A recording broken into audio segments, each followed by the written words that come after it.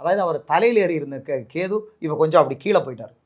கேது எப்போவுமே உயிர் பயத்தை தான் உண்டாக்கும்.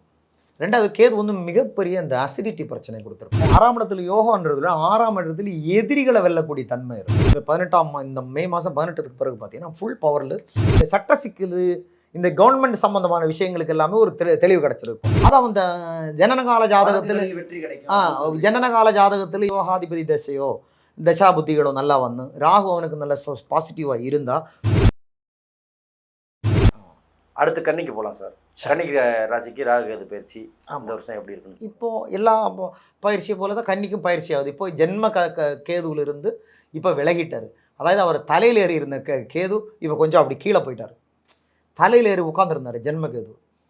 அதாவது அவங்களால நகர போயிட்டாரு சார். 12ஆம் இடம் முதுகு தானே, கண்ணு முன்னாடி இருந்தேன்.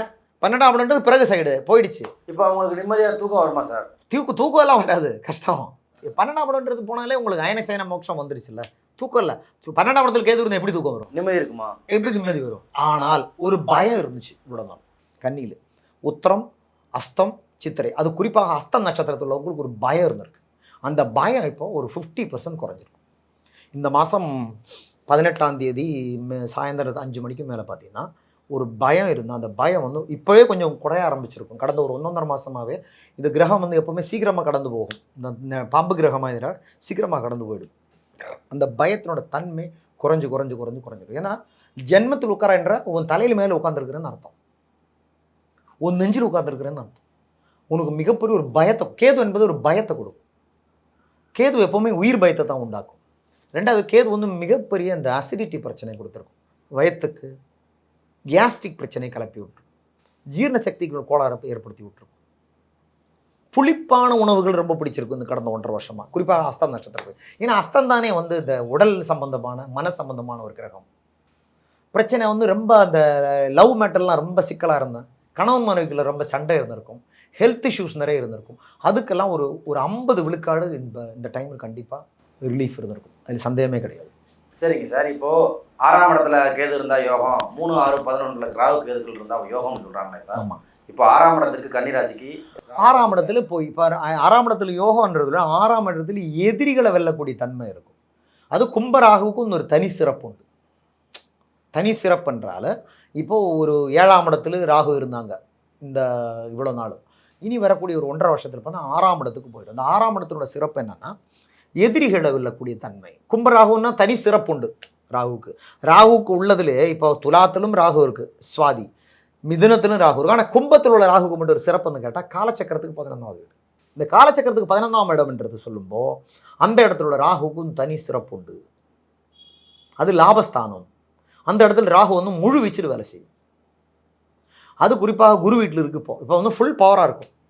இந்த மே மாதம் 18க்கு பிறகு பார்த்தீங்கன்னா ஃபுல் பவரில் இவங்களுக்கு வந்து கேஸ் கோர்ட்டில் பிரச்சனை இருந்தால் அந்த விஷயத்துக்கு ஒரு முடிவு வந்துடும். இந்த கன்னி ராசிக்காரன் பார்த்தீங்கன்னா கேஸ் கோர்ட்டை அலைஞ்சிட்டு இருக்கு கிட்டத்தட்ட 3-4 வருஷமா. ஏன்னா முதல்ல 8ல் இருந்தாங்க, அப்புறம் 7க்கு வராங்க, இப்போ தான் 6க்கு வந்திருக்காரு. அதுவும் குரு வீட்டில் வந்திருக்கு. அப்போ குரு என்ன யார்? 4, 7 கூடியவன். 4 அப்படின்னா என்ன? அம்மா கிட்ட வர வேண்டிய சொத்து, இல்லைன்னா வந்து பார்ட்னர்கிட்ட இருந்து வர வேண்டிய சொத்து. அந்த கன்னியா ராசியை பொறுத்த வரைக்கும் பார்த்தீங்கன்னா உங்களுக்கு 4, 7 கூடிய அந்த குரு என்றது அவனுக்கு மாரகாதிபதியாக பாதகாதிபதியாக வரக்கூடிய ஒரு பொசிஷன். அப்போ அந்த இடம்லாம் விட்டு கும்பத்துக்கு அவனுக்கு ஒரு ஃபேவரேட்டான பிளானெட்டு தான் சனி. கன்னியாவுக்கு 5, 6 கூடியவன், 5 யோகாதிபதினு சொல்லக்கூடிய கிட்டத்தட்ட 80% கன்னிக்கு சனி யோகாதிபதி. அப்போ அவன் வீட்டுக்கு கும்பராகு என்பது ஒரு தனி சிறப்பு உண்டு, விசேஷம் உண்டு. அந்த இடத்துல அவன் வந்து ஃபுல் பவராக உட்காரும்போ அவன் இருக்கக்கூடிய பெண்டிங் இஷ்யூஸ் எல்லாமே சால்வ் ஆகும். அது பழைய வழக்குகள் இல்லை, மேக்ஸிமம் ஒரு 8 வருஷம் 7 வருஷம் பழமையான வழக்கு தான். முதல்ல 9ல் இருந்தப்போ ஆரம்பிச்சிருக்கோம் வழக்கு, 8ல் வந்தப்போ லாக் ஆகிட்டேன், 7ல் வந்தப்போ இழுகுன்னு இழுத்துருக்கு, இப்போ ரிலீஃப் ஆகிடும். அதான் அந்த ஜனனகால ஜாதகத்தில் வெற்றி கிடைக்கும். ஜனனகால ஜாதகத்தில் யோகாதிபதி தசையோ தசா புத்திகளோ நல்லா வந்து ராகு அவனுக்கு நல்ல பாசிட்டிவாக இருந்தால் நிச்சயம் வெற்றி கிடைக்கும். வெற்றி மட்டும் இல்லை, பொருளாதாரமும் கிடைக்கும். நிறைய சொத்து, நிறைய வந்து பேங்க் பேலன்ஸு லாக்காக இருந்திருக்கு, கிளியர் ஆகும். இல்லைன்னா இப்போ கல்யாண விவாகரத்துக்கு போராடிட்டு இருந்திருப்பாங்க சிலர், டைவோர்ஸ் கிடைக்காம, அதில் இப்போ விடுதல் கிடச்சிருக்கும். ஏன்னா 8ல் லாக் ஆகிருக்கும் கன்னிக்கு, 8ல் லாக். இப்போ குறிப்பாக அஸ்த நட்சத்திரத்துக்கு தான் இந்த லாக்காக இருந்திருக்கும். இப்போ சித்திரை அஸ்தம் இல்லைன்னா சித்திரை. அப்போ அஸ்தம் சித்திரை நட்சத்திரக்காரனுக்கு விவாகரத்துக்கு போராடிட்டு இருக்குன்னு கிடந்தான் 5-6 வருஷமா. அவனுக்கு இப்போ கிடச்சிரும்.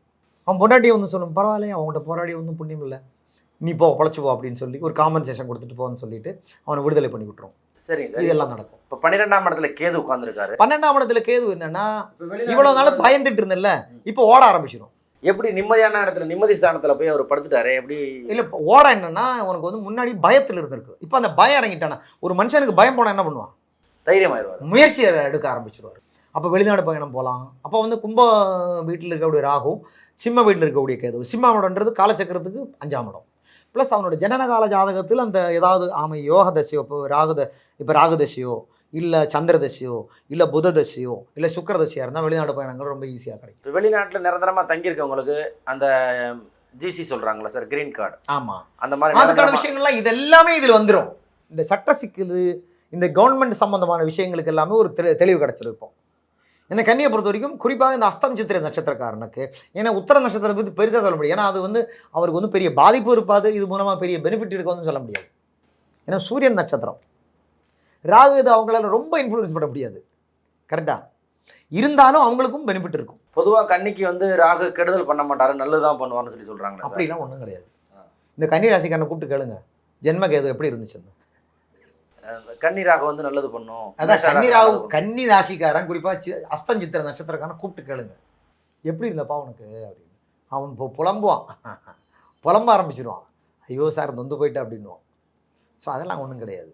அதெல்லாம் இவங்க பொதுவாக சொல்லிட்டு போகிறது.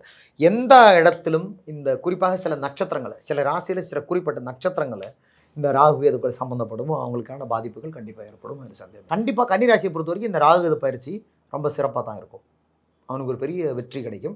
இவ்வளோ நாள் பயத்தில் இருந்தவன் மிகப்பெரிய ஒரு பயணத்தை ஆரம்பிச்சிடும், முயற்சியை ஆரம்பிச்சிடும், வெற்றிகள் தேடி பெறக்கூடிய காலகட்டங்களாக தான் இருக்கும். உங்களுக்கு இஷ்ட தெய்வத்தை பிரார்த்தனை பண்ணிட்டு நீங்கள் பயணம் பண்ணுறது. இந்த ராகு கேது பயிற்சிக்கு என்ன சார் பரிகாரம்? சிவன் கோவில் போகிறது தான். நீங்கள் இந்த பாம்பு கிரகங்களுக்கு சிவனை தவிர வேறு எந்த பரிகாரமும் இல்லை. சிவன் கோவில் போய் அர்ச்சனை பண்ணுறது, விளக்கேற்றுறது. சரி, சிவன் கோவிலுக்கே போக மாட்டேன்னு சொல்லி சில பேர் இருப்பாங்களே, அதெல்லாம் எப்படி சார்? அது அவங்கள ஒன்றும் நம்ம செய்ய முடியாது. இங்கே யாருமே நம்ம சாஸ்திரம் என்றைக்குமே யாரையும் வற்புறுத்தினதே கிடையாது. நம்ம அடிப்படை என்னன்னா, நம்ம இந்து மதத்தினோட அடிப்படை என்ன புரிஞ்சுக்கன்னா, நம்ம மதங்கள் என்ன போதிக்கிறது, நம்ம குருக்கள் என்ன போதிக்கிறேன்னா, ஒரு செய்தி சொல்கிறோம். We are just a messenger. நம்ம ஒரு செய்தி சொல்கிறவன் தான். நீங்கள் நம்புறது, ஏற்றுக்காது இருக்கிறதெல்லாம் உங்களோட மனோதர்மம், உங்களோட புத்தி, உங்களோட சிந்தனை, உங்களோட மனோநிலை, அவ்வளோதான். அதனால் அதில் ஒரு பிரச்சனை கிடையாது. பரிகாரங்கிறது சிவன் கோயிலுக்கு எப்போ போகலாம் சார்? என்ன கிழமை? சிவன் கோயில் சாயந்தரம் போகிறது சிறப்பு. என்ன கிழமை போகணும், என்ன நட்சத்திரத்தில் போகணும்? அது அந்தந்த நட்சத்திரங்களுக்கு ஏற்ற மாதிரி காலங்களை பிடிச்சிக்கலாம். இப்போ கன்னிராசினா புதன்கிழமை போனால் சிறப்பு, சிம்மராசினா வந்து ஞாயிற்றுக்கிழமை போனால் சிறப்பு, அப்படி நம்ம சொல்லிட்டே போகலாம். இப்போ கன்னிராசிக்காரங்க என்ன நட்சத்திரத்தில் போய் எப்போ போய் கும்பிடலாம்?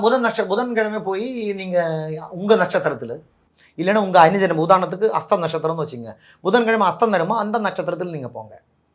இல்லைன்னா திருவோணம் நட்சத்திரத்தில் போங்க. ஏன்னா உங்கள் அணிஜன்ம நட்சத்திரம் ஒரு கேட்டகரியில் வரும் இல்லையா, அஸ்தம், திருவோணம், ரோகிணி. அப்போ திருவோணம் புதன்கிழமை வர போகலாம், ரோகிணி புதன்கிழமை வரும் போகலாம். இப்போ சித்திரை நட்சத்திரம் ஆனால் உங்களுக்கு என்ன புதன்கிழமை, அப்போ புதன்கிழமை உங்களுக்கு வந்து சித்திரை வரும்போ போகலாம். சரி, மகிழ்ச்சி சார். கரெக்ட்.